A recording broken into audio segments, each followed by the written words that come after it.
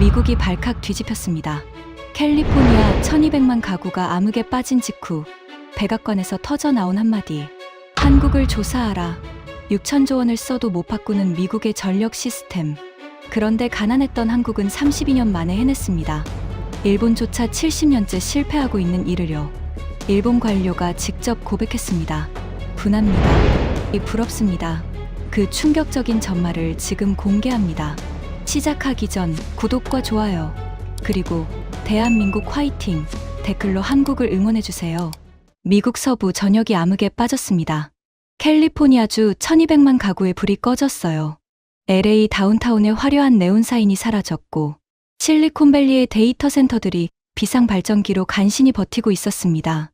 샌프란시스코 금문교 위로 헬기 서치라이트만 쓸쓸히 비추고 있었죠. 72시간 동안 전기가 들어오지 않았습니다. 병원에서는 수술이 중단됐어요. 냉장 창고의 식품 수백만 톤이 썩어 나갔습니다.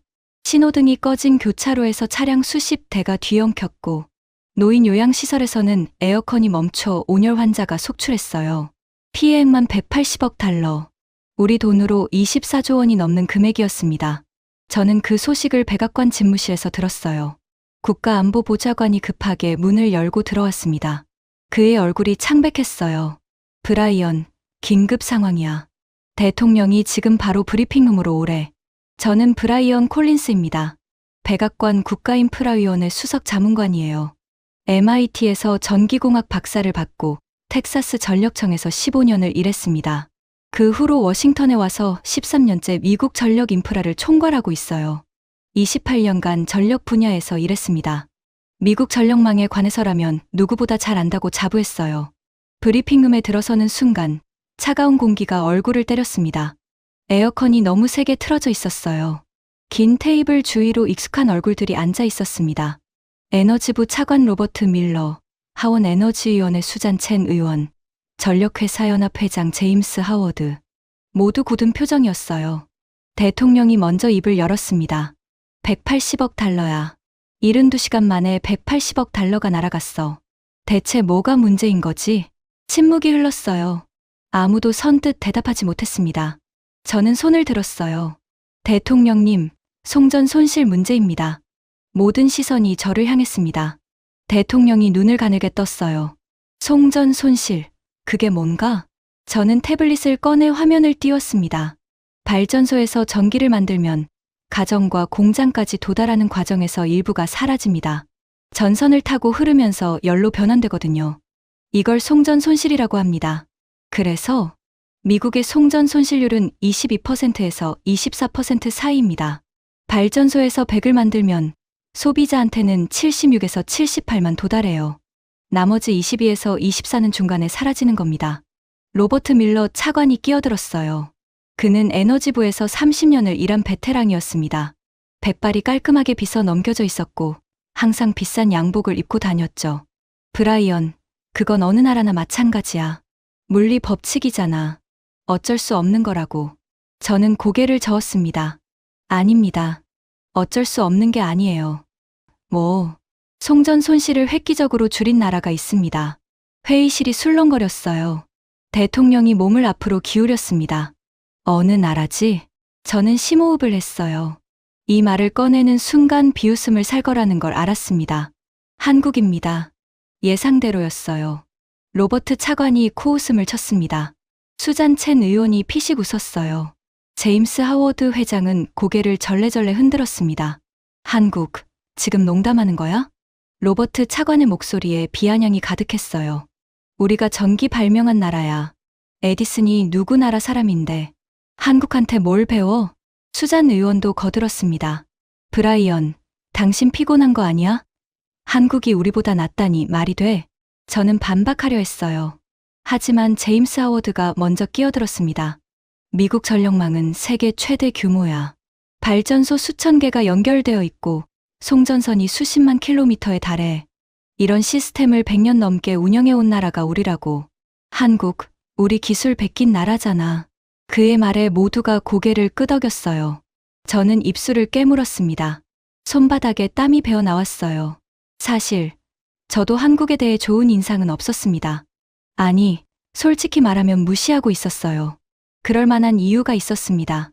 28년 전, 저는 한국을 직접 본 적이 있어요. 1997년이었습니다. 아시아 금융위기가 터졌을 때였어요. 저는 당시 재무부 신입 분석관이었습니다. 30살, 야망에 가득 찬 젊은 관료였죠. 상사가 저를 불렀어요. 브라이언, 한국 가봐. IMF 구제금융 조건 점검해야 해. 그 나라 경제 상황 직접 보고 와. 저는 인천행 비행기에 올랐습니다. 14시간의 긴 비행이었어요. 창가 자리에 앉아서 노트북을 펼쳤습니다. 한국 경제 자료를 훑어봤어요. 형편없었습니다. 외환 보유고 바닥, 대기업 줄도산, 실업률 폭등. 숫자 하나하나가 처참했어요. 비행기가 인천 상공에 도착했을 때 창밖을 내다봤습니다. 흐린 하늘 아래 잿빛 도시가 펼쳐져 있었어요. 화려함이라고는 찾아볼 수 없었습니다. 공항에 내리는 순간 싸늘한 공기가 코끝을 스쳤어요. 12월이었거든요. 사람들의 표정이 어두웠습니다. 고개를 숙이고 빠르게 걸어가는 모습들. 웃는 얼굴을 찾기 어려웠어요. 서울로 가는 길, 차창 밖으로 풍경을 봤습니다. 공사가 중단된 건물들이 흉물처럼 서 있었어요. 철골만 앙상하게 드러난 채 방치된 현장들. 폐업한 가게들의 셔터가 줄지어 내려져 있었습니다. 호텔에 도착해서 TV를 켰어요. 뉴스에서는 연일 암울한 소식만 흘러나왔습니다. 오늘 또 대기업 두 곳이 부도 처리됐습니다. IMF가 추가 구조조정을 요구하고 있습니다. 실업자 수가 100만 명을 돌파했습니다. 저는 고개를 절레절레 흔들었어요. 이 나라는 끝났구나. 다음 날, 저는 한국재정경제부를 방문했습니다. 회의실에 들어서는데 담당 관료들의 얼굴이 죄다 초췌했어요. 눈 밑에 다크서클이 짙게 내려앉아 있었고 양복은 구겨져 있었습니다. 밤새 일한 게 분명했어요. 그들이 경제 현황을 설명했습니다. 목소리에 힘이 없었어요. 중간중간 한숨이 새어나왔습니다. 저는 속으로 생각했어요. 이 사람들 불쌍하긴 하네. 하지만 동정은 잠깐이었습니다. 저는 냉정하게 숫자를 분석해야 했어요. 그게 제 임무였으니까요. 일주일간 한국 곳곳을 돌아다녔습니다. 공장들이 멈춰 서 있었어요. 노동자들이 정문 앞에서 시위를 하고 있었습니다. 은행 앞에는 예금을 찾으려는 사람들이 긴 줄을 서 있었어요. 저는 모든 것을 기록했습니다. 그리고 워싱턴으로 돌아와서 보고서를 썼어요. 결론은 단순했습니다. 한국 경제는 구조적 결함이 심각함. 회복에 최소 20년 이상 소요 예상. 단기간 내 정상화 불가능. 상사가 보고서를 읽고 고개를 끄덕였어요. 정확한 분석이야, 브라이언. 역시 MIT 출신답군. 저는 뿌듯했습니다. 제 판단이 인정받았으니까요. 그 후로 한국은 제 관심 밖이었어요. 솔직히 말하면 그 나라가 어떻게 됐든 상관없었습니다. 제 커리어와는 아무 관련이 없는 나라였으니까요. 그렇게 28년이 흘렀어요. 그런데 지금 백악관 회의실에서 제가 그 나라 이름을 꺼내고 있었습니다. 한국의 송전 손실률은 3%입니다. 회의실이 조용해졌어요. 로버트 차관이 눈살을 찌푸렸습니다. 뭐라고? 3%? 네. 발전소에서 100을 만들면 97이 소비자한테 도달해요. 미국은 76에서 78이고요. 거의 5배 차이입니다. 제임스 하워드가 손을 내저었어요. 말도 안 돼. 그 숫자 어디서 났어? 한국이 조작한 거 아니야? 국제에너지기구 공식 통계입니다. 누구나 확인할 수 있어요. 수잔 의원이 끼어들었습니다. 설령 사실이라고 해도 그게 우리랑 무슨 상관이야? 한국은 작은 나라잖아. 우리처럼 거대한 전력망을 가진 나라랑 비교가 돼? 저는 대답하려 했어요. 하지만 대통령이 먼저 손을 들어 제지했습니다. 잠깐, 브라이언, 왜 한국은 손실이 그렇게 적지? 비밀이 뭐야? 저는 심호흡을 했습니다. 전압입니다. 전압? 한국은 220볼트를 씁니다. 미국은 110볼트고요. 전압이 높으면 같은 전력을 보내는데 전류가 절반으로 줄어요. 전류가 절반이면 손실은 4분의 1로 떨어집니다. 물리 법칙이에요. 로버트 차관이 비웃었어요. 그럼 우리도 220볼트로 바꾸면 되잖아. 뭐가 문제야? 그게요. 저는 잠시 말을 멈췄어요. 이 말을 꺼내는 순간 더 큰 비웃음을 살 거라는 걸 알았습니다. 미국은 바꿀 수 없습니다.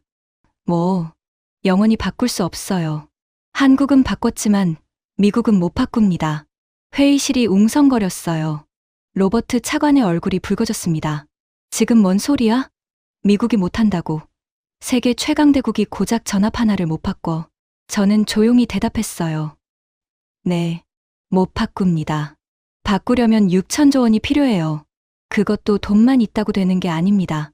회의실 분위기가 얼어붙었어요. 로버트 차관이 테이블을 쾅 쳤습니다. 커피잔이 흔들렸어요. 6천조, 말이 돼. 그게 무슨 숫자야? 저는 태블릿을 들어 보였어요. 미국 예산처 추산입니다. 전국의 모든 건물, 모든 공장, 모든 가정의 배선을 교체해야 해요. 뉴욕 맨해튼 지하에만 수만 킬로미터의 전선이 깔려 있습니다. 100년 넘게 쌓인 인프라예요. 이걸 다 뜯어내고 새로 깐다. 물리적으로 불가능에 가깝습니다. 제임스 하워드가 고개를 흔들었어요. 에이, 과장이 심하군. 돈만 있으면 뭔들 못해. 돈이 문제가 아닙니다. 저는 목소리를 낮췄어요. 전환 과정에서 생기는 혼란을 감당할 수 있습니까? 병원 중환자실의 인공호흡기가 멈추면 어떻게 됩니까? 공항 관제탑 전기가 끊기면요? 월스트리트 데이터 센터가 셧다운되면 어떤 일이 벌어집니까? 회의실이 조용해졌어요. 저는 계속했습니다. 미국 경제가 72시간만 멈춰도 수천억 달러가 날아갑니다. 전국을 220볼트로 바꾸려면 최소 40년이 걸려요. 40년간 미국 전역에서 공사가 진행된다고 생각해 보세요. 그 혼란을 어떤 대통령이 감당하겠습니까? 임기 중에 공사 현장 혼란만 떠안고 효과는 40년 후에나 나타나요. 정치적 자살이에요. 수잔 의원이 눈을 가늘게 떴어요. 잠깐. 그러면 한국은 어떻게 바꾼 거야? 한국도 작은 나라는 아니잖아. 좋은 질문이었습니다. 저는 자료를 넘겼어요. 한국은 1973년에 결정을 내렸습니다. 전국의 전압을 110볼트에서 220볼트로 바꾸겠다고요. 1973년, 50년도 더 전이잖아. 네. 그때 한국은 세계 최빈국 중 하나였어요.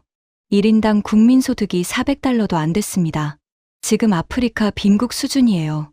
밥 먹는 것도 걱정해야 하는 나라였어요. 로버트 차관이 코웃음을 쳤어요. 그런 가난한 나라가 인프라를 바꿔. 말이 안 되잖아. 바꿨습니다. 32년에 걸쳐서요.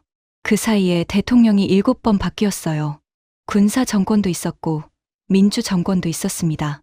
경제 위기도 겪었어요. 제가 직접 봤던 그 1997년 IMF 위기도 포함해서요. 저는 잠시 말을 멈췄어요. 하지만 단 한 번도 프로젝트가 중단되지 않았습니다.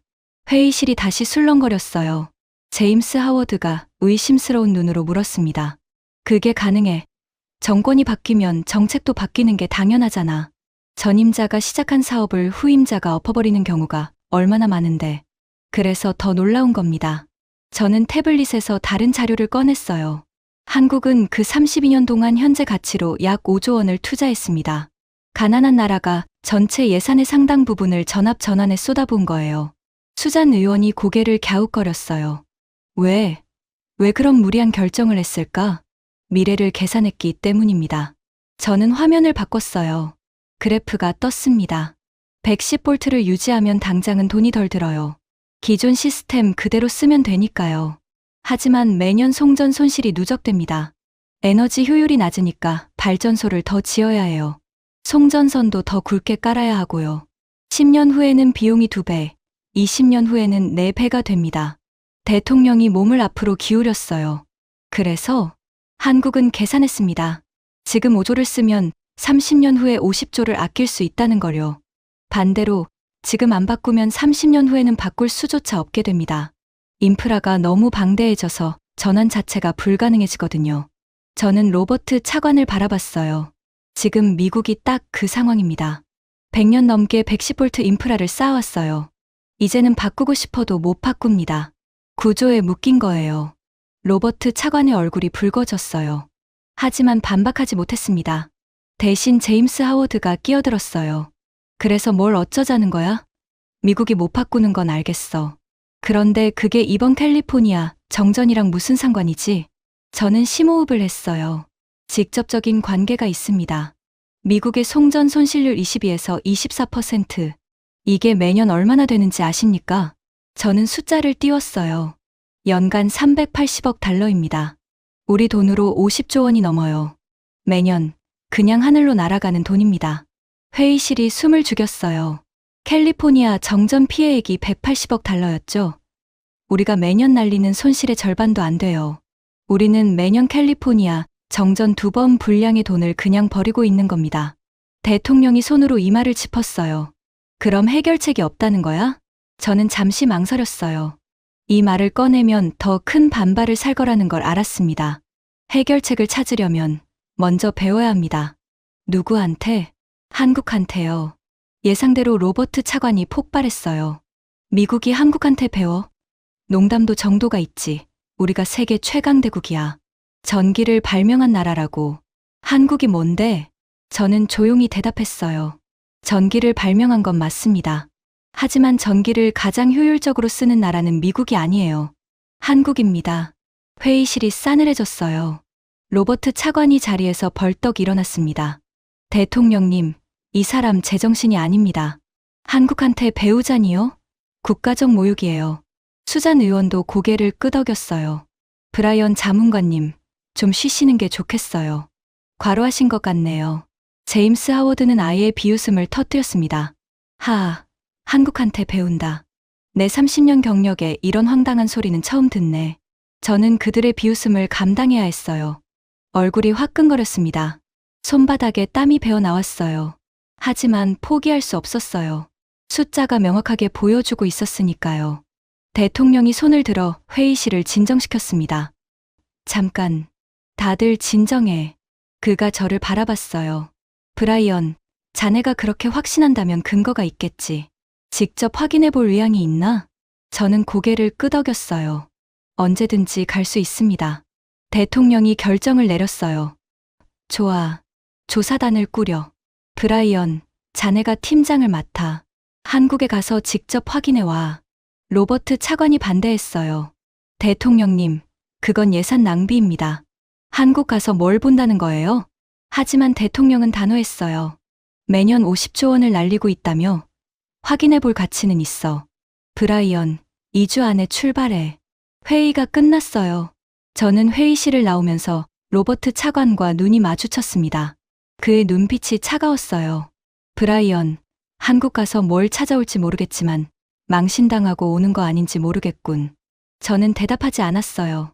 사실 저도 확신이 없었거든요. 숫자는 분명했어요. 한국의 송전효율이 미국보다 5배 높다는 건 팩트였습니다. 하지만 28년 전 제가 본 한국은 폐허였어요. IMF 위기에 무너져가던 나라. 제가 끝났다고 보고서를 썼던 나라. 그 나라가 정말 미국보다 나을 수 있을까? 저는 사무실로 돌아와서 한국행 티켓을 예약했어요. 출발까지 2주. 그런데 출발 전날 예상치 못한 자료가 제 책상 위에 도착했습니다. 일본 경제산업성에서 보낸 자료였어요. 제목이 눈에 들어왔습니다. 일본 전합 통일 50년 검토 보고서. 왜 우리는 실패했는가? 저는 자료를 펼쳤어요. 그리고 첫 페이지를 읽는 순간 심장이 쿵 내려앉았습니다. 한국은 32년 만에 해냈다. 일본은 50년째 시도조차 못하고 있다. 일본이? 기술 강국 일본이 50년째 못하고 있다고? 저는 밤새 그 보고서를 읽었어요. 페이지를 넘길 때마다 경악스러운 내용이 이어졌습니다. 그리고 새벽 마지막 페이지를 덮으면서 깨달았어요. 내가 한국을 완전히 잘못 알고 있었구나. 아니, 미국이 세계를 잘못 알고 있었구나. 다음 날 아침, 저는 인천행 비행기에 올랐습니다. 28년 만에 다시 가는 한국. 1997년에 제가 끝났다고 선고했던 나라. 그 나라가 정말 미국을 앞질렀는지 직접 확인할 차례였어요. 14시간의 비행이었어요. 인천행 비행기 창가 자리에 앉아서 노트북을 펼쳤습니다. 일본 경제산업성에서 보낸 그 보고서를 다시 읽었어요. 읽을수록 믿기 어려웠습니다. 일본은 1950년대부터 전합통일을 시도했다. 하지만 70년이 지난 지금도 동일본은 50Hz, 서일본은 60Hz로 나뉘어 있다. 전합통일은커녕 주파수 통일조차 실패했다. 일본이요? 기술 강국 일본이 70년째 실패하고 있다고요? 저는 고개를 흔들었어요. 뭔가 잘못된 거라고 생각했습니다. 하지만 보고서는 계속됐어요. 2011년 동일본 대지진 당시 후쿠시마 원전이 멈추면서 동일본 전력이 부족해졌다. 서일본에서 전기를 빌려오려 했으나 불가능했다. 주파수가 달라서 변환 설비 용량이 턱없이 부족했기 때문이다. 같은 나라인데 전기를 나눠 쓸 수 없었다. 저는 그 대목에서 멈췄어요. 같은 나라인데 전기를 못 나눈다고? 그게 말이 돼. 비행기가 태평양 상공을 지날 때 저는 창밖을 바라봤습니다. 끝없이 펼쳐진 구름 바다. 그 아래 어딘가에 일본이 있었어요. 70년째 전합 통일을 못하고 있는 나라. 그리고 그 옆에 한국이 있었습니다. 32년 만에 해낸 나라. 뭐가 다른 걸까? 저는 노트북을 덮고 눈을 감았어요. 28년 전 기억이 떠올랐습니다. 1997년 12월. 서울 도착 첫날, 호텔 창밖으로 본 풍경. 공사 중단된 건물들, 폐업한 가게들, 어두운 표정의 사람들. 그때 저는 확신했어요. 이 나라는 끝났다고. 그런데 지금 같은 나라를 다시 가고 있었습니다. 과연 뭐가 바뀌어 있을까? 비행기가 인천 상공에 도착했을 때 저는 창밖을 내다봤어요. 그리고 눈을 의심했습니다. 28년 전에는 없던 것이 보였어요. 거대한 공항이었습니다. 유리와 철골로 이루어진 초연대식 건물. 활주로가 끝없이 뻗어 있었고 비행기들이 줄지어 서 있었어요. 규모가 어마어마했습니다. 이게 그 나라 맞아? 비행기에서 내리는 순간 공기가 달랐어요. 28년 전에 싸늘하고 우울한 공기가 아니었습니다. 뭔가 활기찬 에너지가 느껴졌어요. 입국장을 걸어가면서 주변을 둘러봤습니다. 깔끔한 바닥, 밝은 조명, 세련된 안내 표지판. 뉴욕 JFK 공항보다 나아 보였어요. 아니, 솔직히 말하면 훨씬 나았습니다. 한국전력에서 마중 나온 직원이 저를 기다리고 있었어요. 40대 초반의 남자였습니다. 깔끔한 양복에 단정한 헤어스타일. 브라이언 콜린스 자문관님이시죠? 저는 한국전력 국제협력팀 박정훈 차장입니다. 영어로 편하게 말씀하셔도 됩니다. 그의 영어는 유창했어요. 미국식 억양이 섞여 있었습니다. 스탠포드에서 MBA 했습니다. 실리콘밸리에서 5년 일하다가 한국으로 돌아왔어요. 저는 고개를 끄덕였어요. 스탠포드 출신이라 예상 밖이었습니다. 공항을 빠져나와 차에 올랐어요. 창밖으로 풍경이 스쳐 지나갔습니다. 28년 전과는 완전히 달랐어요. 고속도로가 깔끔하게 정비되어 있었습니다. 차들이 질서정연하게 달리고 있었어요. 건물들이 반짝였습니다. 공사 중단된 흉물 같은 건축물은 보이지 않았어요. 오히려 새로운 건물들이 계속 올라가고 있었습니다. 박정훈 차장이 옆에서 설명했어요. 이 고속도로가 인천공항 고속도로입니다. 공항 개항에 맞춰서 건설했죠. 왕복 8차선이에요. 저는 창밖을 바라보며 물었습니다. 공항이 언제 생긴 거죠? 2001년입니다. 그전에는 김포공항을 썼어요. 규모가 작아서 새로 지은 겁니다. 2001년이라 제가 한국에 왔던 1997년, 그때는 이 공항이 없었어요. 김포공항으로 들어왔었죠. 낡고 좁았던 기억이 납니다. 그런데 불과 4년 만에 이런 공항을 지었다고? IMF 위기 직후에? 저는 속으로 놀랐지만 내색하지 않았어요. 서울 시내로 들어서면서 더 놀랐습니다. 고층 빌딩들이 즐비했어요. 28년 전에는 분명 없었던 건물들이었습니다. 네온사인이 화려하게 빛나고 있었고 거리에는 사람들이 가득했어요. 그런데 이상한 게 있었습니다. 사람들의 표정이 달랐어요. 28년 전에는 다들 고개를 숙이고 걸었거든요. 어둡고 무거운 분위기였습니다. 지금은 달랐어요. 사람들이 웃고 있었습니다. 활기차게 걸어 다녔어요. 젊은 사람들이 카페에 앉아 노트북을 두드리고 있었고 아이들이 부모와 손잡고 걸어가고 있었습니다. 저는 창밖을 바라보며 중얼거렸어요. 많이 바뀌었네요. 박정훈 차장이 고개를 끄덕였습니다. 네, 1997년 이후로 많이 바뀌었죠. 그가 잠시 말을 멈췄어요. 그때 힘들었습니다. 저도 대학생이었는데 아버지 회사가 부도났어요. 한동안 어려웠죠. 저는 대답하지 못했어요. 그때 저는 워싱턴에서 이 나라 끝났다고 보고서를 쓰고 있었거든요. 이 사람 아버지 회사가 망하는 동안 뭔가 복잡한 감정이 올라왔습니다. 호텔에 도착해서 짐을 풀었어요. 창밖으로 서울 야경이 보였습니다. 불빛이 찬란했어요. 28년 전 어둡고 우울했던 그 도시가 맞나 싶었습니다. 저는 침대에 앉아서 생각했어요. 내가 틀렸던 건가? 28년 전 나는 이 나라가 끝났다고 했어. 그런데 지금 이 나라는 멀쩡하잖아. 아니, 멀쩡한 정도가 아니라 번창하고 있잖아. 저는 고개를 흔들었어요. 아직 판단하기 이르다고 생각했습니다. 겉모습이 화려해 보여도 속은 다를 수 있으니까요. 내일 한국전력 본사에 가면 진짜를 알 수 있을 거야. 숫자는 거짓말을 못하니까. 다음 날 아침 한국전력 본사로 향했습니다. 나주에 있는 본사였어요. 서울에서 KTX로 2시간 거리였습니다. KTX. 이것도 28년 전에는 없었어요. 고속철도라니. 저는 좌석에 앉아서 창밖을 바라봤습니다. 시속 300km. 풍경이 빠르게 스쳐 지나갔어요. 미국에는 이런 고속철도가 없습니다. 캘리포니아 고속철도 프로젝트가 20년째 진행 중인데 아직도 완공이 안 됐어요. 예산은 계속 늘어나고 완공 시점은 계속 밀리고 있죠. 그런데 한국은 이미 운영하고 있었습니다. 2004년에 개통했다고 하더군요. IMF 위기 끝난 지 불과 6년 만에. 저는 속으로 생각했어요. 이 나라 뭔가 다르긴 하구나. 나주에 도착해서 한국전력 본사 건물에 들어섰습니다. 현대적인 건물이었어요. 유리벽에 햇살이 반사되고 있었습니다. 회의실로 안내받았어요. 긴 테이블 하나에 프로젝터 스크린이 걸려 있었습니다. 한국전력 담당자 5명이 저를 기다리고 있었어요. 박정훈 차장이 소개했습니다. 이쪽은 송전본부 김영수 본부장님, 전력연구원 이정희 박사님, 개통운영처 최민수 처장님, 그리고 국제협력팀 직원들입니다. 모두 단정한 복장이었어요. 긴장한 표정은 아니었습니다. 오히려 자신감이 느껴졌어요. 김영수 본부장이 먼저 인사했습니다. 50대 중반으로 보였어요. 흰머리가 섞인 단정한 헤어스타일. 멀리서 오셨습니다. 미국에서 관심을 가져주셔서 영광입니다. 영광이라니. 저는 속으로 쓴웃음을 지었어요. 미국에서는 한국을 무시하고 있는데 이 사람들은 영광이라고 하다니. 브리핑이 시작됐습니다. 이정희 박사가 발표를 맡았어요. 40대 초반의 여성이었습니다.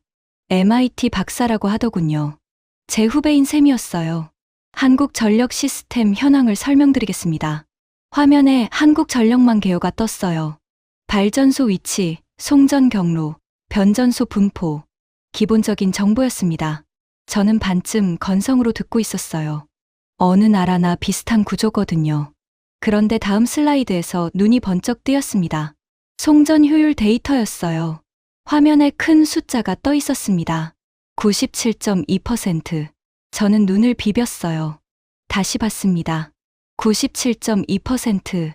발전소에서 만든 전기 100 중에서 97.2가 소비자한테 도달한다는 뜻이었습니다. 손실이 2.8%밖에 안 된다고? 저는 손을 들었어요. 잠깐요. 이 숫자가 정확한 겁니까? 이정희 박사가 고개를 끄덕였습니다. 네. 작년 실적 기준입니다.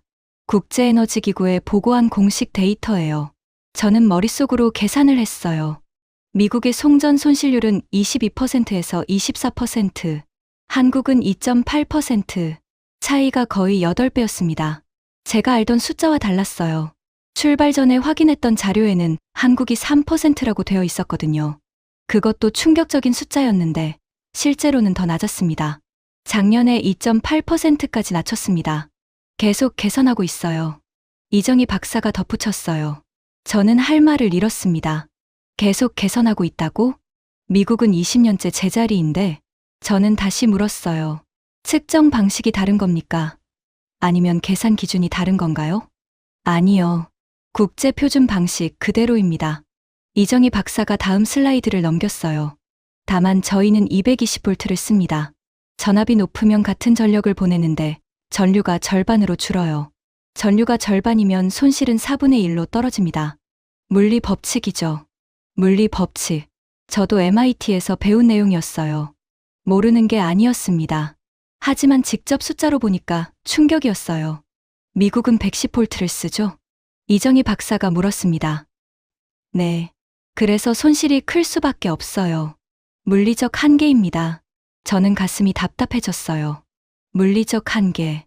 맞는 말이었습니다. 하지만 그 말이 왜 이렇게 무겁게 느껴지는 걸까요? 김영수 본부장이 끼어들었어요. 브라이언 자문관님, 숫자만 보시면 실감이 안 나실 겁니다. 직접 현장을 보시겠습니까? 저는 고개를 끄덕였어요. 보여주십시오. 한국전력 본사를 나와서 변전소로 향했습니다. 차로 30분 거리였어요. 창밖으로 논밭이 펼쳐졌습니다. 평화로운 시골 풍경이었어요. 그런데 중간중간 거대한 철탑이 서 있었습니다. 송전탑이었어요. 굵은 전선이 철탑과 철탑 사이를 연결하고 있었습니다. 박정훈 차장이 설명했어요. 저 송전선이 765kV 초고압 송전선입니다. 발전소에서 만든 전기를 멀리 보내려면 전압을 최대한 높여야 해요. 손실을 줄이기 위해서죠. 765kV. 미국에도 있는 규격이었어요. 하지만 미국은 500kV가 주력이었습니다. 765kV 송전선은 많지 않았어요. 한국은 765kV를 많이 씁니까? 네. 주요 간선은 다 765kV예요. 2002년에 도입했습니다. 2002년. 또 2000년대 초반이었어요. IMF 위기 직후. 저는 속으로 생각했어요. 이 나라, 위기 직후에 뭘 그렇게 많이 지은 거야? 변전소에 도착했습니다. 거대한 시설이었어요. 변압기들이 줄지어 서 있었고 굵은 케이블이 사방으로 뻗어 있었습니다. 안전모를 쓰고 시설 안으로 들어갔어요. 웅웅거리는 소리가 들렸습니다. 변압기가 작동하는 소리였어요. 김영수 본부장이 설명했습니다. 여기서 765kV를 345kV로, 다시 154kV로, 최종적으로 22.9kV로 낮춥니다. 그리고 가정에는 220V로 들어가죠. 복잡한 시스템이었어요. 하지만 깔끔하게 정리되어 있었습니다. 저는 변압기 하나를 가리켰어요. 이게 다 220V 시스템 때문에 필요한 겁니까? 아니요. 이건 어느 나라나 비슷해요. 고압에서 저압으로 낮추는 건 기본이니까요. 김영수 본부장이 말을 이었어요. 차이는 마지막 단계입니다. 미국은 가정에 110V를 보내죠. 우리는 220V를 보내요. 이 차이가 손실을 줄이는 겁니다. 저는 고개를 끄덕였어요. 그런데 원래 한국도 110V를 썼다면서요? 네. 1970년대까지요. 어떻게 바꾼 겁니까? 김영수 본부장의 표정이 진지해졌어요. 쉽지 않았습니다. 32년이 걸렸어요. 그가 저를 변전소 밖으로 안내했습니다. 벤치에 앉아서 이야기를 나눴어요. 1973년에 결정이 내려졌습니다. 전국의 전압을 110V에서 220V로 바꾸겠다고요. 1973년이면 한국이 아직 가난했을 때죠? 네. 1인당 국민소득이 400달러도 안 됐어요. 전기가 안 들어오는 마을도 많았습니다. 농촌에서는 호롱불을 쓰는 집도 있었어요. 저는 상상이 안 됐어요. 호롱불. 그게 언제적 얘기야? 그런 나라가 왜 전압을 바꾸려고 했습니까? 당장 전기 보급하기도 바빴을 텐데요. 김영수 본부장이 고개를 끄덕였어요. 맞습니다. 반대가 많았어요. 지금도 먹고 살기 힘든데 왜 돈 들여서 바꾸냐는 거죠. 그런데 왜 바꿨습니까? 미래를 계산했기 때문입니다. 그가 잠시 말을 멈췄어요. 당시 기획원 관료들이 계산을 했어요. 110V를 유지하면 당장은 돈이 덜 들어요. 하지만 10년, 20년, 30년이 지나면 송전 손실이 누적됩니다. 발전소를 더 지어야 하고 송전선도 더 굵게 깔아야 해요. 그래서요? 지금 5조를 쓰면 30년 후에 50조를 아낄 수 있다는 결론이 나왔습니다. 반대로 지금 안 바꾸면 30년 후에는 바꿀 수조차 없게 된다는 것도요. 저는 숨을 삼켰어요. 그래서 바꾼 겁니까? 네. 가난한데도 불구하고 가장 비싼 선택을 한 겁니다. 김영수 본부장의 목소리에 자부심이 묻어났어요. 32년이 걸렸습니다. 그 사이에 대통령이 7번 바뀌었어요. 군사 정권도 있었고 민주화도 됐고 IMF 위기도 겪었습니다. 그런데 한 번도 안 멈췄다고요? 네. 단 한 번도요. 저는 잠시 말을 잃었어요. 32년. 정권 7번. 그 와중에 단 한 번도 중단 안 했다고? 미국에서는 상상도 못할 일이었습니다. 4년마다 정권이 바뀌면 정책도 다 바뀌거든요. 전임자가 시작한 사업을 후임자가 엎어버리는 건 일상이에요. 어떻게 가능했습니까? 김영수 본부장이 쓸쓸하게 웃었어요. 힘들었죠. 매번 예산 깎자는 목소리가 나왔어요. 경제가 어려울 때마다 나중에 하자는 의견이 나왔습니다. 그런데요? 결론은 항상 같았어요. 계속한다. 여기서 멈추면 지금까지 투자한 게 다 물거품이 된다. 끝까지 간다. 그가 변전소 철탑을 바라봤어요. 2005년에 마지막 작업이 끝났습니다. 전국이 220볼트로 통일됐어요. 저는 그 철탑을 따라 시선을 올렸어요. 굵은 전선이 하늘로 뻗어 있었습니다. 저 전선 안으로 220볼트 전기가 흐르고 있었어요. 32년간의 노력이 저 안에 담겨 있었습니다. 저는 작은 목소리로 물었어요. 미국은 왜 못 바꿀까요? 김영수 본부장이 고개를 돌려 저를 바라봤어요. 너무 일찍 성공했기 때문입니다. 네. 미국은 100년 전에 이미 전력망을 깔았잖아요. 에디슨 시대부터요. 그때 110볼트로 정했고 100년간 쌓아왔어요. 그래서요? 이제는 바꿀 수가 없어요. 너무 많이 깔렸거든요. 뉴욕 맨해튼 지하에만 전선이 수만 킬로미터예요. 건물마다 벽 안에, 천장 위에 다 배선이 들어가 있어요. 이걸 다 뜯어낸다. 불가능합니다. 저는 할 말을 잃었어요. 한국은 달랐어요. 1970년대까지 전기 인프라가 거의 없었거든요. 깔린 게 별로 없으니까 바꿀 수 있었어요. 후발주자의 이점이었군요. 네. 하지만 그 이점을 살린 건 선택이었습니다. 기회가 있을 때 잡은 거예요. 김영수 본부장이 저를 똑바로 바라봤어요. 브라이언 자문관님, 미국은 선발주자의 저주에 걸린 겁니다. 먼저 성공했기 때문에 오히려 바꿀 수 없게 된 거예요. 선발주자의 저주. 그 말이 가슴에 박혔습니다. 미국이 세계 최강대국이라고 자부해왔어요. 전기를 발명한 나라, 인터넷을 만든 나라, 세계 경제를 이끄는 나라. 그런데 그 성공이 오히려 족쇄가 됐다고? 저는 변전소를 나오면서 생각했어요. 내가 뭘 잘못 알고 있었던 건가? 아직 확신은 없었습니다. 한국 측 설명만 들은 거니까요. 제3자 검증이 필요했어요. 그때 박정훈 차장이 말했습니다. 브라이언 자문관님, 내일 일정이 있습니다. 뭔데요? 일본에서 손님이 옵니다. 경제산업성 에너지정책국 타나카 6호 국장이에요. 일본의 전환 문제를 직접 설명해 주겠다고 합니다. 일본에서 손님이 온다고? 저는 귀를 의심했어요. 왜요? 제가 왜 일본 사람을 만나야 합니까? 타나카 국장이 요청했습니다. 미국에서 인프라 전문가가 온다는 소식을 듣고 직접 만나서 이야기하고 싶다고요. 이상했어요. 일본 관료가 왜 굳이 한국까지 와서 저를 만나려는 걸까? 저는 고개를 끄덕였어요. 알겠습니다. 만나보죠.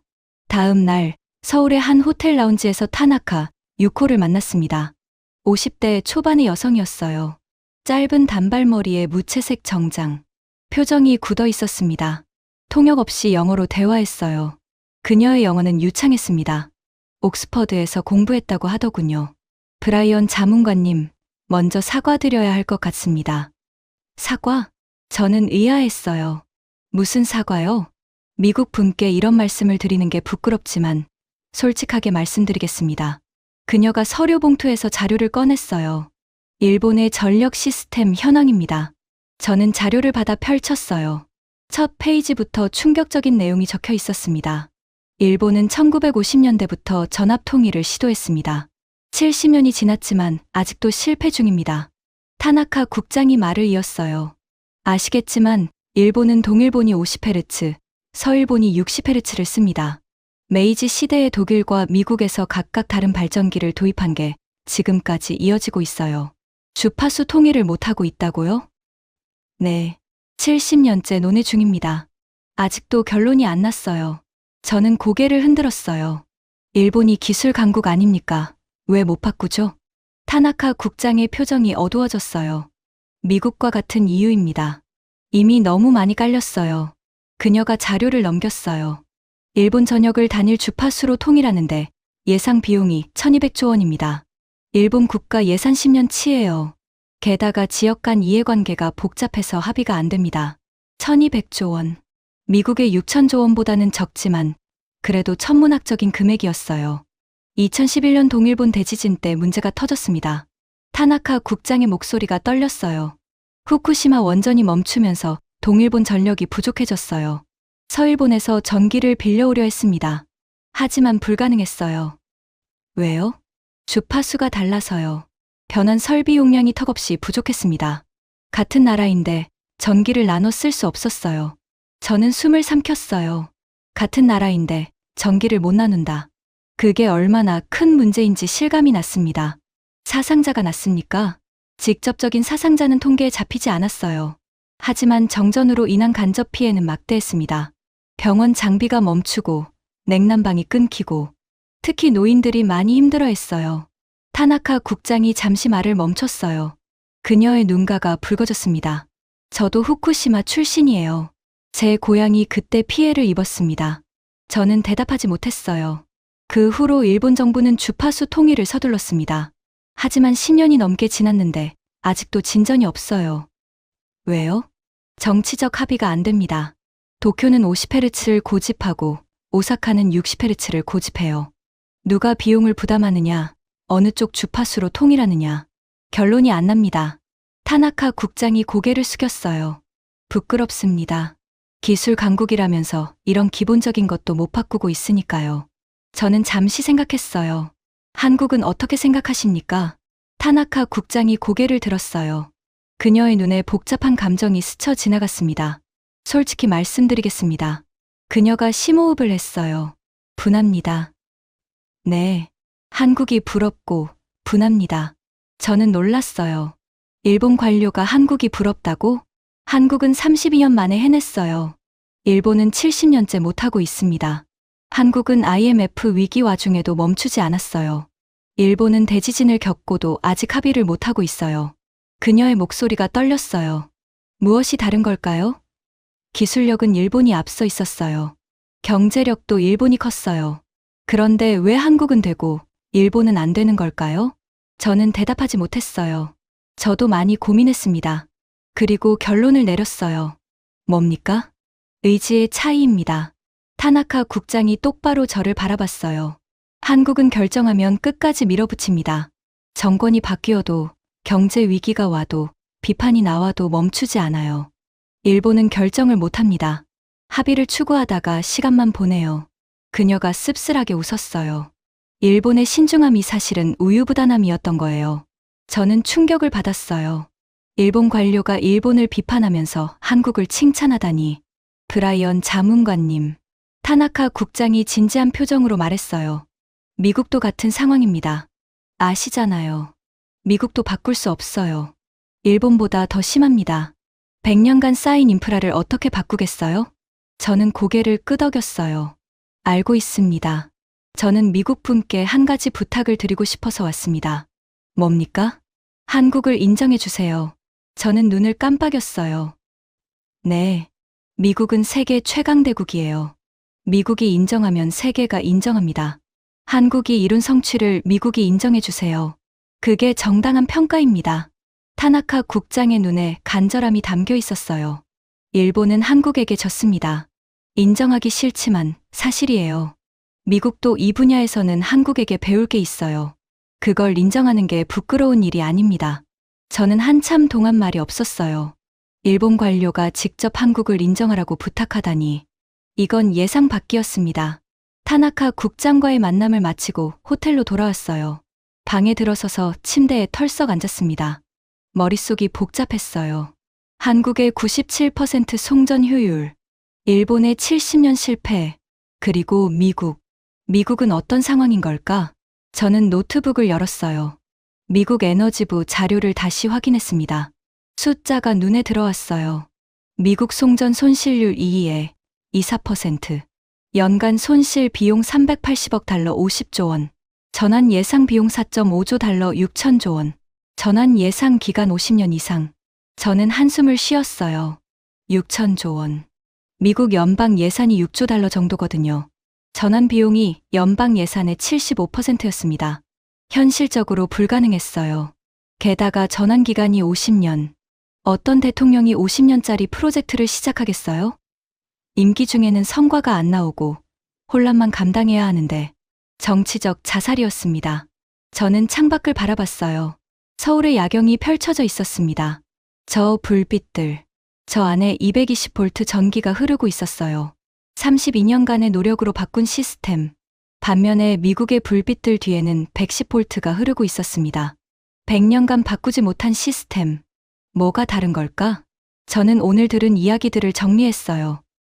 한국, 1973년 결정. 32년간 실행, 정권 7번 교체에도 지속, 2005년 완료, 송전 효율 97%. 일본, 1950년대부터 논의, 70년간 실패, 정치적 합의 불가, 2011년 대지진 때 한계 노출, 동서 주파수 분리 지속, 미국, 논의조차 제대로 안 됨, 100년간 110V 유지, 전환 비용 6천조 원, 현실적 전환 불가능, 매년 50조 원 손실 지속, 숫자가 명확했어요. 한국이 이겼습니다. 가난한 나라가 부자 나라들을 앞질렀어요. 저는 고개를 흔들었어요. 28년 전 내가 끝났다고 했던 나라. 그 나라가 지금 미국을 가르치고 있었습니다. 전화기가 울렸어요. 워싱턴에서 걸려온 전화였습니다. 로버트 밀러 차관이었어요. 브라이언, 뭘 발견했어? 저는 잠시 망설였어요. 이 말을 꺼내는 순간 비웃음을 살 거라는 걸 알았습니다. 차관님, 한국이 맞았습니다. 전화기 너머로 침묵이 흘렀어요. 뭐라고? 송전 효율 97%입니다. 우리의 4배예요. 매년 우리가 50조 원을 날리고 있는 동안 한국은 그 돈을 아끼고 있었어요. 그게 사실이야? 국제에너지기구 공식 데이터입니다. 일본 경제산업성도 확인해 줬어요. 일본도 70년째 못하고 있다고 시인했습니다. 전화기 너머로 한숨 소리가 들렸어요. 그래서 해결책은 뭐야? 저는 심호흡을 했어요. 차관님, 솔직하게 말씀드리겠습니다. 말해. 미국은 바꿀 수 없습니다. 영원히요. 100년간 쌓인 인프라를 바꾸려면 6천조 원이 필요합니다. 50년이 걸려요. 어떤 대통령도 시작하지 않을 겁니다. 정치적으로 불가능해요. 로버트 차관이 격앙된 목소리로 말했어요. 그럼 우리가 한국한테 진 거야? 미국이? 저는 조용히 대답했어요. 네. 이 분야에서는요. 우리가 졌습니다. 전화기 너머로 욕설이 터져 나왔어요. 개소리야. 미국이 한국한테 져. 말도 안 돼. 저는 기다렸어요. 그가 진정할 때까지. 차관님, 숫자는 거짓말을 안 합니다. 감정적으로 부정한다고 사실이 바뀌지 않아요. 그럼 뭘 어쩌자고. 배워야 합니다. 한국한테 배워야 해요. 최소한 손실을 줄이는 다른 방법이라도 찾아야 합니다. 스마트 그리드 기술, 분산 발전, 재생에너지 연계. 한국이 앞서 있는 분야들이에요. 로버트 차관이 비웃었어요. 미국이 한국한테 배워? 내가 살아있는 한 그런 일은 없어. 전화가 끊겼습니다. 저는 전화기를 내려놓고 창밖을 바라봤어요. 저 사람이 저러는 이유를 알았어요. 자존심. 미국의 자존심이 인정하기를 거부하고 있었습니다. 하지만 자존심으로 숫자가 바뀌지는 않아요. 저는 보고서를 쓰기 시작했어요. 한국전력인프라 실사보고서, 미국이 배워야 할 것들. 펜을 들고 첫 문장을 썼습니다. 본 보고서는 불편한 진실을 담고 있습니다. 미국의 전력 인프라는 세계 최고가 아닙니다. 적어도 효율성에서는 한국에 뒤처져 있습니다. 써놓고 보니 가슴이 아팠어요. 저도 미국인이거든요.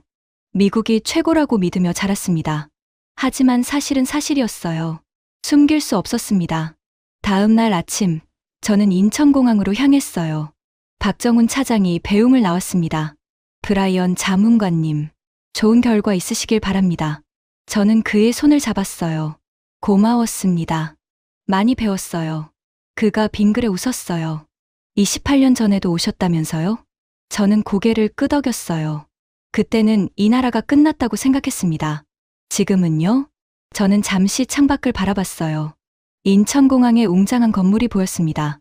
지금은 우리가 뭘 잘못 알고 있었는지 깨달았어요. 박정훈 차장이 고개를 갸웃거렸어요. 무슨 말씀이신지? 저는 쓴웃음을 지었어요. 미국이 세계 최고라고 믿었거든요. 모든 면에서요. 그런데 아니었어요. 적어도 이 분야에서는요. 브라이언 자문관님, 박정훈 차장이 진지한 표정으로 말했어요. 미국은 여전히 위대한 나라입니다. 다만 완벽하지 않을 뿐이에요. 완벽한 나라는 없어요. 한국도 마찬가지입니다. 저는 그 말에 고개를 끄덕였어요. 그렇죠. 다만 부족함을 인정하는 게 첫걸음이에요. 그래야 나아질 수 있으니까요. 비행기에 올랐습니다. 14시간의 긴 비행. 창밖으로 한국 땅이 멀어져 갔어요. 저는 노트북을 열고 보고서를 계속 썼습니다. 백악관에 돌아가면 폭풍이 기다리고 있을 거예요.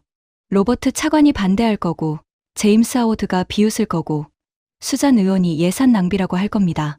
하지만 저는 사실을 말할 거예요. 숫자는 거짓말을 안 하니까요. 비행기가 태평양 상공을 지날 때 저는 창밖을 바라봤어요. 구름 바다 아래 어딘가에 일본이 있었습니다. 70년째 실패하고 있는 나라, 그리고 미국으로 향하고 있는 저, 100년째 바꾸지 못한 나라로 저는 한숨을 쉬었어요. 선발주자의 저주. 미국과 일본은 너무 일찍 성공했기 때문에 바꿀 수 없게 됐습니다. 한국은 늦게 출발했기 때문에 처음부터 제대로 깔 수 있었어요. 역설이었습니다. 성공이 족쇄가 되고 후발이 기회가 되는. 저는 보고서 마지막 문장을 썼어요. 미국이 한국에게 배울 점은 기술이 아닙니다. 의지입니다. 결정하면 끝까지 가는 의지. 그것이 한국을 만들었고 그것이 미국에게 부족한 것입니다. 써놓고 보니 마음이 무거웠어요. 하지만 사실이었습니다. 비행기가 워싱턴에 가까워지고 있었어요. 폭풍 속으로 들어가는 기분이었습니다. 타나카 국장과의 만남을 마치고 호텔로 돌아왔어요. 방에 들어서서 침대에 털썩 앉았습니다. 머릿속이 복잡했어요. 한국의 97% 송전 효율, 일본의 70년 실패, 그리고 미국. 미국은 어떤 상황인 걸까? 저는 노트북을 열었어요. 미국 에너지부 자료를 다시 확인했습니다. 숫자가 눈에 들어왔어요. 미국 송전 손실률 2위에 24%, 연간 손실 비용 380억 달러 50조 원, 전환 예상 비용 4.5조 달러 6천조 원, 전환 예상 기간 50년 이상. 저는 한숨을 쉬었어요. 6천조 원. 미국 연방 예산이 6조 달러 정도거든요. 전환 비용이 연방 예산의 75%였습니다. 현실적으로 불가능했어요. 게다가 전환 기간이 50년. 어떤 대통령이 50년짜리 프로젝트를 시작하겠어요? 임기 중에는 성과가 안 나오고 혼란만 감당해야 하는데 정치적 자살이었습니다. 저는 창밖을 바라봤어요. 서울의 야경이 펼쳐져 있었습니다. 저 불빛들, 저 안에 220V 전기가 흐르고 있었어요. 32년간의 노력으로 바꾼 시스템. 반면에 미국의 불빛들 뒤에는 110V가 흐르고 있었습니다. 100년간 바꾸지 못한 시스템. 뭐가 다른 걸까? 저는 오늘 들은 이야기들을 정리했어요. 한국, 1973년 결정, 32년간 실행, 정권 7번 교체에도 지속, 2005년 완료, 송전 효율 97%. 일본, 1950년대부터 논의, 70년간 실패, 정치적 합의 불가, 2011년 대지진 때 한계 노출, 동서 주파수 분리 지속, 미국, 논의조차 제대로 안 됨, 100년간 110V 유지, 전환 비용 6천조 원, 현실적 전환 불가능, 매년 50조 원 손실 지속, 숫자가 명확했어요. 한국이 이겼습니다. 가난한 나라가 부자 나라들을 앞질렀어요. 저는 고개를 흔들었어요. 28년 전 내가 끝났다고 했던 나라. 그 나라가 지금 미국을 가르치고 있었습니다. 전화기가 울렸어요. 워싱턴에서 걸려온 전화였습니다. 로버트 밀러 차관이었어요. 브라이언, 뭘 발견했어? 저는 잠시 망설였어요. 이 말을 꺼내는 순간 비웃음을 살 거라는 걸 알았습니다. 차관님, 한국이 맞았습니다. 전화기 너머로 침묵이 흘렀어요. 뭐라고? 송전 효율 97%입니다. 우리의 4배예요. 매년 우리가 50조 원을 날리고 있는 동안 한국은 그 돈을 아끼고 있었어요. 그게 사실이야? 국제에너지기구 공식 데이터입니다. 일본 경제산업성도 확인해 줬어요. 일본도 70년째 못하고 있다고 시인했습니다. 전화기 너머로 한숨 소리가 들렸어요. 그래서 해결책은 뭐야? 저는 심호흡을 했어요. 차관님, 솔직하게 말씀드리겠습니다. 말해. 미국은 바꿀 수 없습니다. 영원히요. 100년간 쌓인 인프라를 바꾸려면 6천조 원이 필요합니다. 50년이 걸려요. 어떤 대통령도 시작하지 않을 겁니다. 정치적으로 불가능해요. 로버트 차관이 격앙된 목소리로 말했어요. 그럼 우리가 한국한테 진 거야? 미국이? 저는 조용히 대답했어요. 네. 이 분야에서는요. 우리가 졌습니다. 전화기 너머로 욕설이 터져 나왔어요. 개소리야. 미국이 한국한테 져. 말도 안 돼. 저는 기다렸어요. 그가 진정할 때까지. 차관님, 숫자는 거짓말을 안 합니다. 감정적으로 부정한다고 사실이 바뀌지 않아요. 그럼 뭘 어쩌자고? 배워야 합니다. 뭐, 한국한테 배워야 해요. 최소한 손실을 줄이는 다른 방법이라도 찾아야 합니다. 스마트 그리드 기술, 분산 발전, 재생에너지 연계. 한국이 앞서 있는 분야들이에요. 로버트 차관이 비웃었어요. 미국이 한국한테 배워? 내가 살아있는 한 그런 일은 없어. 전화가 끊겼습니다. 저는 전화기를 내려놓고 창밖을 바라봤어요. 저 사람이 저러는 이유를 알았어요. 자존심. 미국의 자존심이 인정하기를 거부하고 있었습니다. 하지만 자존심으로 숫자가 바뀌지는 않아요. 저는 보고서를 쓰기 시작했어요. 한국전력인프라 실사보고서, 미국이 배워야 할 것들. 펜을 들고 첫 문장을 썼습니다. 본 보고서는 불편한 진실을 담고 있습니다. 미국의 전력 인프라는 세계 최고가 아닙니다. 적어도 효율성에서는 한국에 뒤처져 있습니다.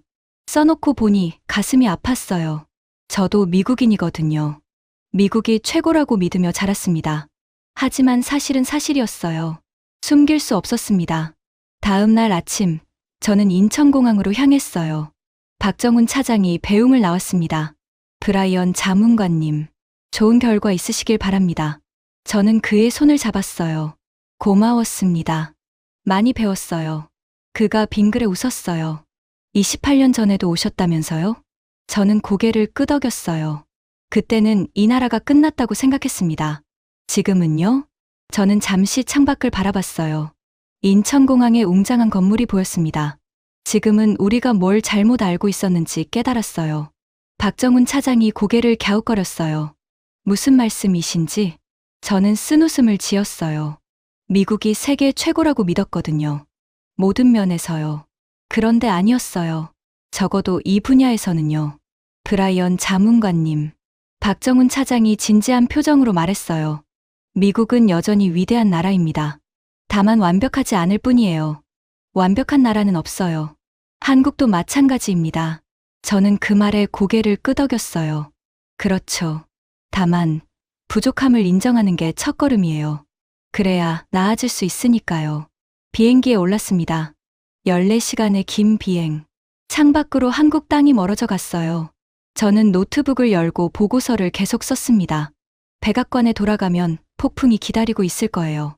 로버트 차관이 반대할 거고, 제임스 하워드가 비웃을 거고, 수잔 의원이 예산 낭비라고 할 겁니다.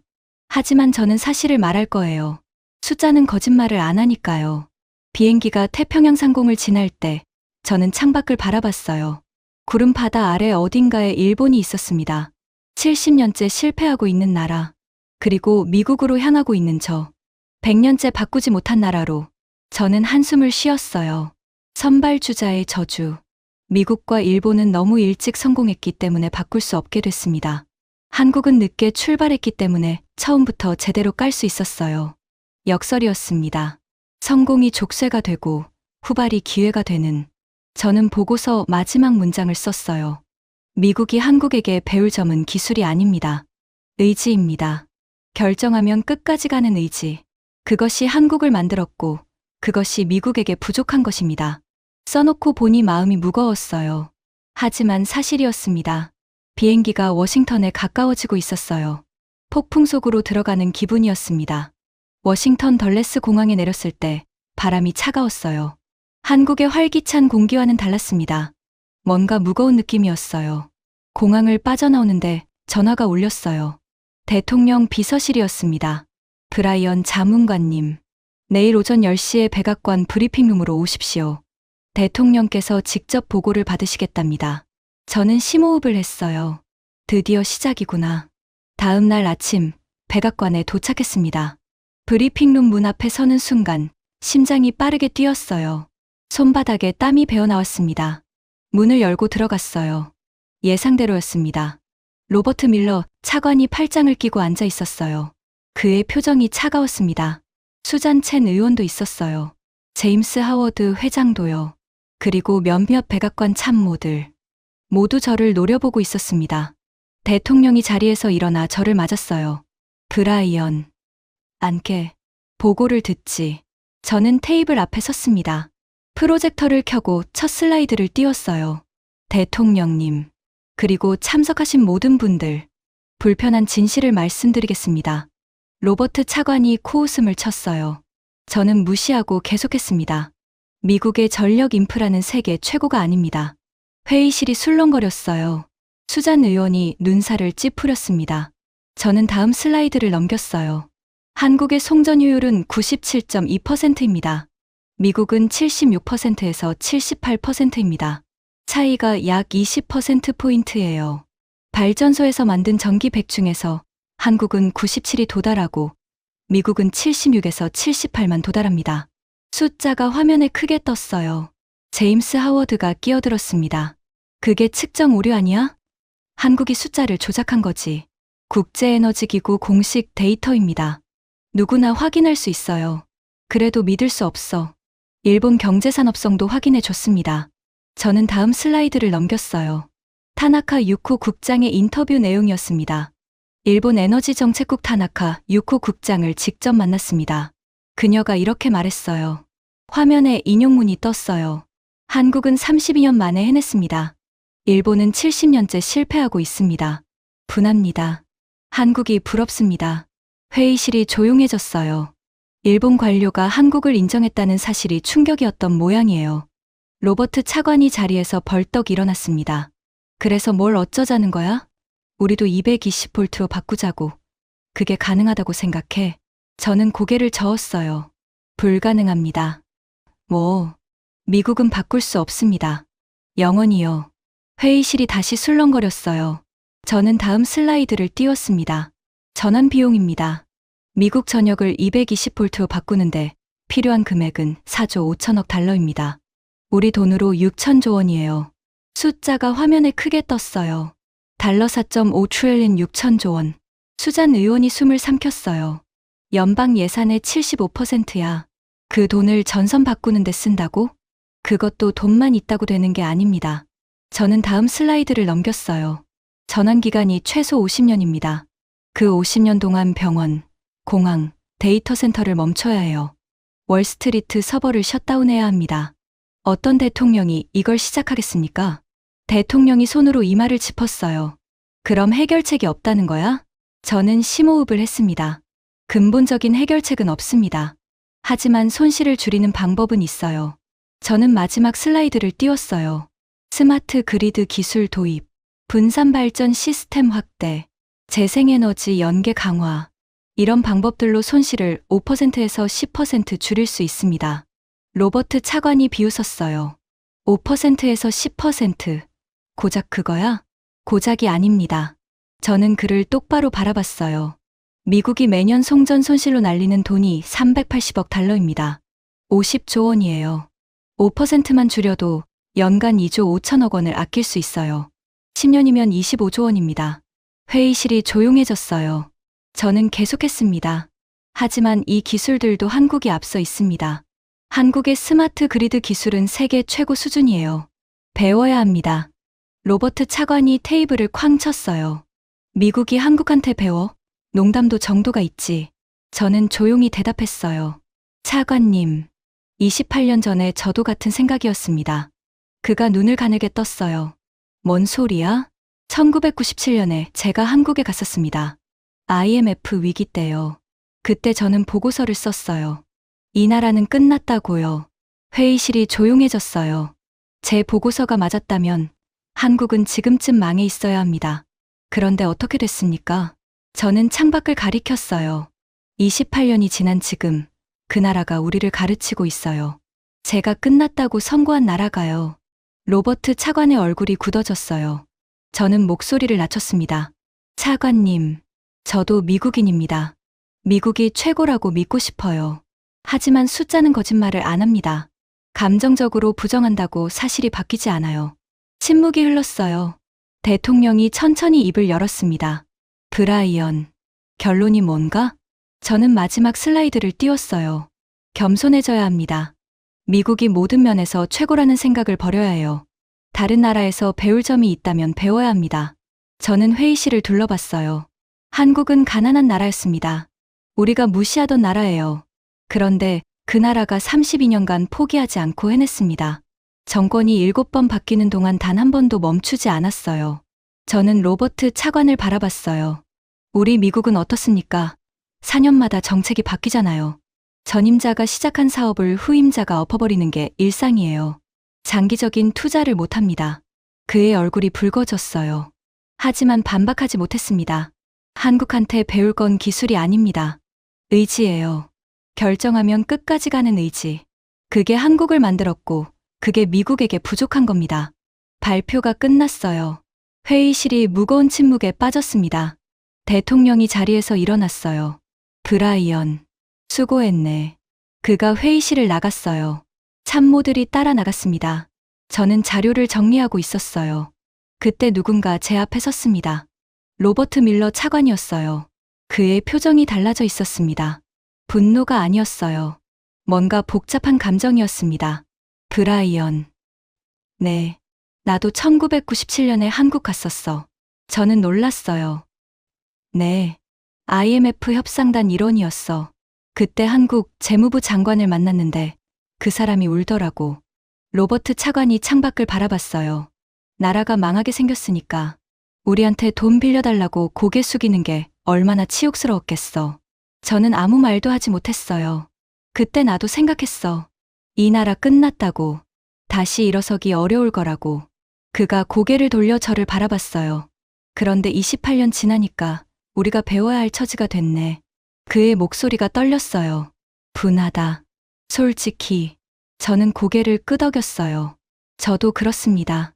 하지만 로버트 차관이 심호흡을 했어요. 내 말이 맞아. 숫자는 거짓말을 안 해. 감정적으로 부정한다고 사실이 바뀌지 않아.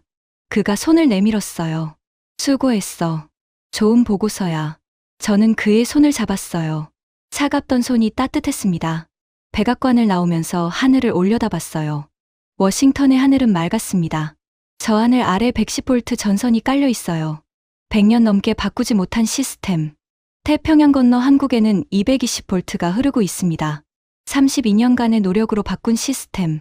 같은 전기인데 다른 미래를 만들고 있었어요. 저는 천천히 걸으면서 생각했습니다. 1997년 12월 서울의 한 재정경제부 회의실에서 만난 관료들. 밤새 일한 티가 역력했어요. 눈 밑에 다크서클이 짙게 내려앉아 있었고 양복은 구겨져 있었습니다. 그들이 경제 현황을 설명할 때 목소리에 힘이 없었어요. 중간중간 한숨이 새어나왔습니다. 저는 속으로 생각했죠. 이 사람들 불쌍하긴 하네. 그리고 워싱턴으로 돌아와서 보고서를 썼어요. 이 나라는 끝났다. 상사가 칭찬했죠. 정확한 분석이야. 저는 뿌듯했어요. 제 판단이 인정받았으니까. 그런데 지금은요? 28년이 지난 지금 그 끝난 나라가 우리를 가르치고 있어요. 그때 밤새 일하던 관료들. 그들은 나라가 망할 위기에도 포기하지 않았어요. 220V 전원 프로젝트도 계속했어요. IMF 구제금융을 받으면서도 멈추지 않았습니다. 지금 멈추면 지금까지 투자한 게 다 물거품이 된다. 끝까지 간다. 그게 그들의 대답이었어요. 저는 걸음을 멈췄습니다. 뭔가 뜨거운 것이 눈가에 맺혔어요. 부끄러웠습니다. 28년 전에 저는 그들을 불쌍하다고 생각했어요. 망해가는 나라의 공무원들이라고요. 하지만 진짜 불쌍한 건 저였어요. 저는 그들의 의지를 몰랐거든요. 위기 속에서도 미래를 포기하지 않는 그 힘을요. 저는 그냥 숫자만 봤어요. 외환보유고, 실업률, 부채 비율. 그게 다였어요. 숫자 뒤에 있는 사람들의 의지는 보지 못했습니다. 저는 주머니에서 휴대폰을 꺼냈어요. 벽지 화면에 한국에서 찍은 사진이 있었습니다. 변전소 앞에서 김영수 본부장과 함께 찍은 사진. 그가 말했던 게 떠올랐어요. 브라이언 자문관님. 미국은 선발주자의 저주에 걸린 겁니다. 먼저 성공했기 때문에 오히려 바꿀 수 없게 된 거예요. 선발주자의 저주. 미국은 100년 전에 전력 시스템을 깔았어요. 세계 최초였죠. 에디슨이 뉴욕에 첫 발전소를 세웠을 때 한국은 조선시대였습니다. 100년의 격차. 우리는 그 격차가 영원할 줄 알았어요. 하지만 아니었습니다. 한국은 늦게 출발했기 때문에 처음부터 제대로 깔 수 있었어요. 우리는 먼저 출발했기 때문에 바꿀 수 없게 됐습니다. 역설이에요. 성공이 족쇄가 되고 후발이 기회가 되는. 저는 집으로 향했습니다. 문을 열고 들어가서 거실 소파에 털썩 앉았어요. 피곤했습니다. 하지만 마음은 이상하게 가벼웠어요. 뭔가를 내려놓은 기분이었습니다. 미국이 최고라는 자존심. 그걸 내려놓으니까 편해졌어요. 저는 벽에 있는 콘센트를 바라봤습니다. 110V. 저 작은 구멍 뒤로 전기가 흐르고 있어요. 100년 전에 정해진 규격 그대로. 한국의 콘센트는 달라요. 220V. 둥근 구멍 2개. 둘 다 전기가 흐르지만 효율은 완전히 다릅니다. 저는 혼잣말을 했어요. 콘센트 하나에 국가의 운명이 담겨 있구나. 현재를 택할 것인가, 미래를 택할 것인가, 편한 길을 갈 것인가, 옳은 길을 갈 것인가, 32년간 멈추지 않을 의지가 있는가, 없는가. 한국은 선택했어요. 그리고 32년간 실행했습니다. 미국은 선택하지 않았어요. 100년간 미뤘습니다. 그 결과가 지금이에요. 저는 눈을 감았어요. 타나카 유코 국장의 말이 떠올랐습니다. 한국을 인정해 주세요. 그게 정당한 평가입니다. 맞는 말이에요. 한국은 인정받을 자격이 있습니다. 가난한 나라가 부자 나라들이 못한 걸 해냈으니까요. 추격자가 아니라 설계자였어요. 배우는 나라가 아니라 가르치는 나라가 됐습니다. 저는 35년간 전 세계 인프라를 봐왔어요. 수십 개 나라, 수백 개 프로젝트. 그런데 한국처럼 해낸 나라는 처음이었습니다. 32년간 정권이 7번 바뀌는 동안 단 한 번도 멈추지 않은 프로젝트. 이건 공사가 아니었어요. 의지의 기록이었습니다. 저는 자리에서 일어났어요. 노트북을 열고 새 문서를 만들었습니다. 제목을 썼어요. 미국 전력 인프라 현대화 전략, 한국에서 배운 것들. 이 보고서가 뭘 바꿀 수 있을지 모르겠어요. 미국이 220V로 바꾸는 건 불가능합니다. 하지만 다른 분야에서는 배울 수 있어요. 스마트 그리드, 재생에너지, 분산 발전. 한국이 앞서 있는 분야들. 최소한 손실을 줄이는 노력은 할 수 있습니다. 그리고 무엇보다 장기적으로 생각하는 법을 배워야 해요. 4년 임기에 갇히지 않고 30년, 50년을 내다보는. 한국이 그랬던 것처럼 저는 키보드를 두드리기 시작했어요. 창밖으로 워싱턴의 밤이 깊어가고 있었습니다. 저 불빛들 뒤로 110V가 흐르고 있어요. 바꿀 수는 없지만 더 나아질 수는 있습니다. 저는 보고서 마지막에 이렇게 썼어요. 콘센트를 보실 때마다 기억하십시오. 그 뒤에는 한 나라의 선택이 있습니다. 현재를 택할 것인가, 미래를 택할 것인가. 한국은 미래를 택했습니다. 그리고 32년간 멈추지 않았습니다. 그 결과가 지금 그들의 콘센트에서 흐르고 있습니다. 매일, 매 순간 220V가 조용히 일하고 있습니다. 눈에는 보이지 않지만 대한민국의 모든 콘센트에서 그 선택이 증명되고 있습니다. 저는 28년 전에 그 나라가 끝났다고 했습니다. 오늘 저는 그 나라 앞에서 고개를 숙입니다. 가난한 나라가 부자 나라들이 못한 걸 해냈습니다. 추격자가 아니라 선도자였습니다. 배우는 나라가 아니라 가르치는 나라가 됐습니다. 이게 제가 35년간 전 세계를 다니면서 배운 교훈입니다. 숫자 뒤에는 사람이 있습니다. 그리고 사람 뒤에는 의지가 있습니다. 한국의 의지가 220V를 만들었습니다. 미국의 우유부단함이 110V를 유지하고 있습니다. 바꿀 수 있을 때 바꾸지 않으면 영원히 바꿀 수 없게 됩니다. 이것이 선발주자의 저주입니다. 이것이 한국이 우리에게 가르쳐 준 것입니다. 지금까지 백악관 자문관 브라이언 콜린스가 한국에서 목격한 충격적인 이야기였습니다. 오늘 집에 돌아가시면 콘센트를 한번 바라봐 주세요. 그 안에 32년간 멈추지 않은 대한민국의 의지가 흐르고 있습니다. 이 이야기가 마음에 남으셨다면 주변에 공유해 주세요. 작은 자부심이 큰 힘이 됩니다. 구독과 좋아요도 부탁드립니다.